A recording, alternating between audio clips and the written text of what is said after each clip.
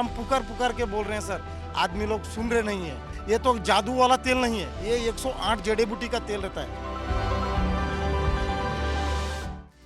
8वें वेतन आयोग के गठन को मंजूरी मिल गई है।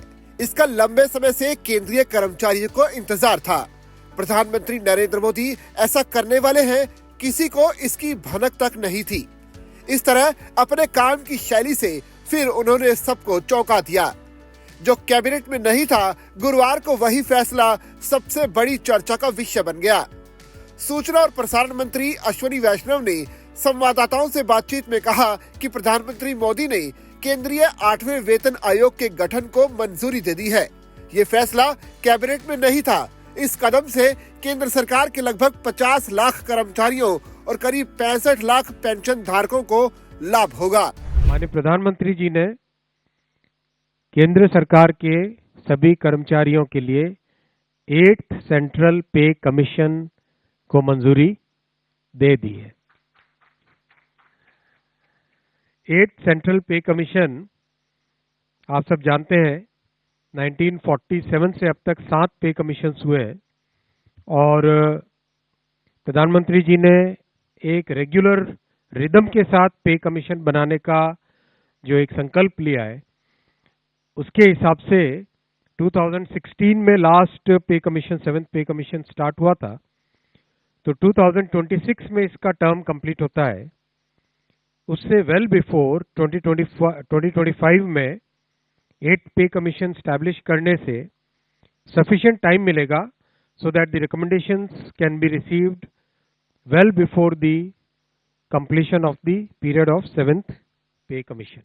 अश्विनी वैष्णव ने कहा कि 2025 में नए वेतन आयोग के गठन की प्रक्रिया शुरू होने से यह सुनिश्चित होगा कि 7वें वेतन आयोग का कार्यकाल पूरा होने से पहले इसकी सिफारिशें प्राप्त हो जाएं और उसकी समीक्षा की जा सके।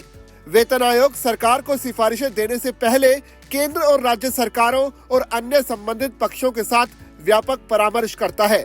सरकारी कर्मचारियों के लिए वेतन संरचना, लाभ और भत्ते तय करने में वेतन आयोग की अहम भूमिका है।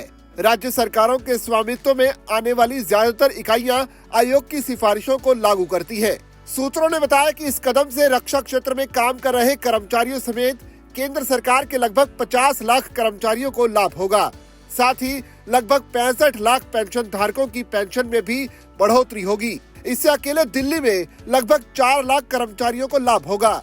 इसमें रक्षा और दिल्ली सरकार में कर्मचारी शामिल हैं। दिल्ली में 5 फरवरी 2025 को विधानसभा चुनाव होने हैं। सूत्रों ने कहा कि आमतौर पर दिल्ली सरकार के कर्मचारियों के वेतन में केंद्रीय वेतन आयोग के साथ बढ़ोतरी होती है। इससे सरकारी कर्मचारियों के जीवन की गुणवत्ता में सुधार के साथ साथ उपभोग और आर्थिक बढ़ोतरी को महत्वपूर्ण रफ्तार मिलेगी। 7वें वेतन आयोग के तहत वित्त वर्ष 2016 और 17 में खर्च में 1 लाख करोड़ रुपए की बढ़ोतरी हुई थी। आमतौर पर हर 10 साल में केंद्र सरकार अपने कर्मचारियों के वेतन को संशोधित करने के लिए वेतन आयोग का गठन करती है। 1947 के बाद से 7 वेतन आयोग का गठन किया जा चुका है। वेतन आयोग केंद्र सरकार के कर्मचारियों और पेंशन भोगियों को महंगाई की भरपाई के उद्देश्य से महंगाई भत्ते और महंगाई राहत में संशोधन के फॉर्मूले की भी सिफारिश करता है। राज्य सरकारें भी केंद्रीय वेतन आयोग की तर्ज पर अपने कर्मचारियों के वेतन में संशोधन करती हैं।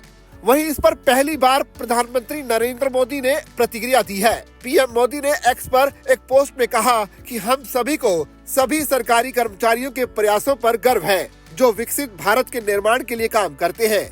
8वें वेतन आयोग पर कैबिनेट के फैसले से जीवन की गुणवत्ता में सुधार होगा और खपत को बढ़ावा मिलेगा।